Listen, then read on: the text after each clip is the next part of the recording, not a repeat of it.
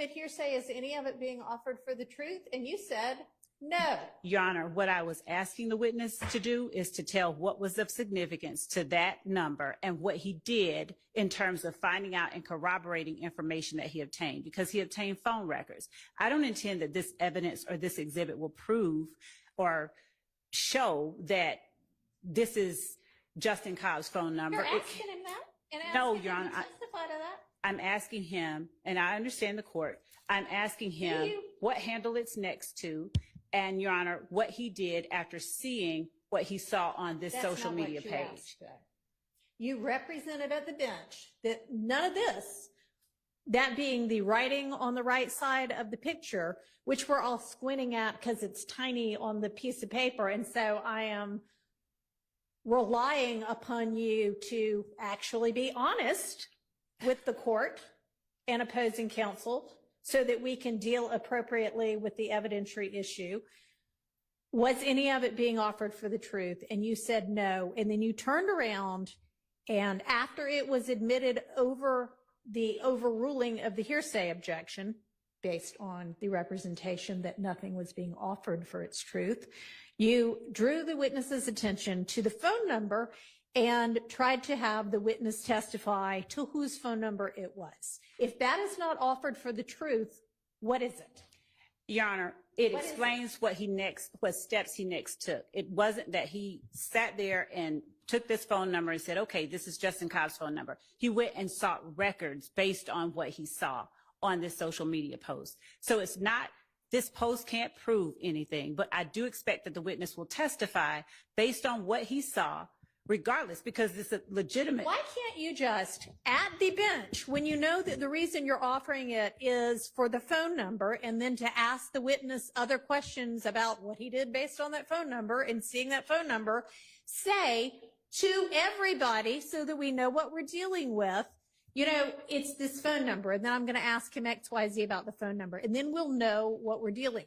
Because my understanding that what was being objected to was not the phone number, was the comments that was the words, Your Honor.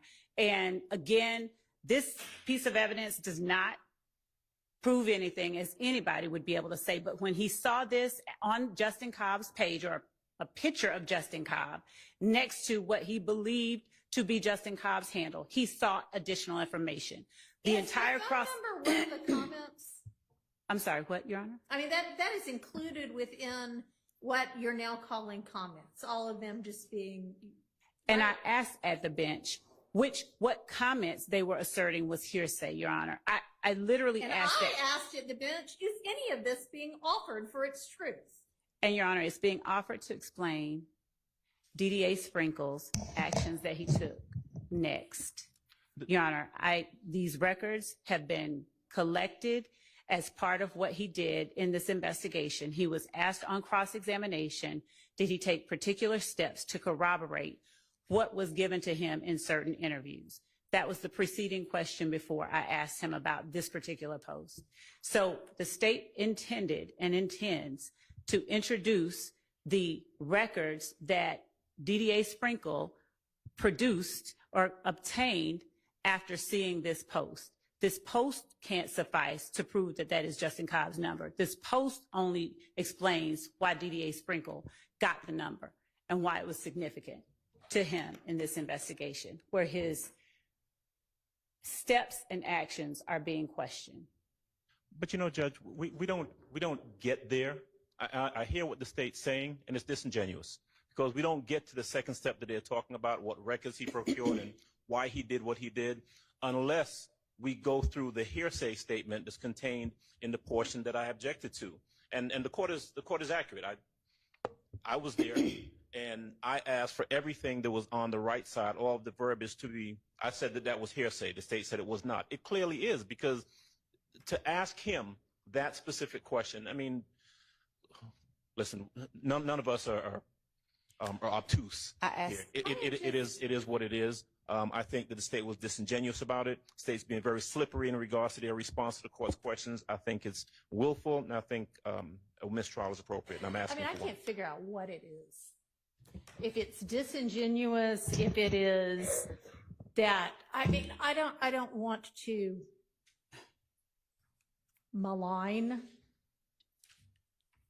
the prosecutor standing in front of me right now. So I'm not going to say the possible things that it could be, but it is baffling to me that somebody with the number of years of experience that you have, time after time after time, continues to seemingly purposefully hide the ball to the extent you possibly can for as long as you possibly can.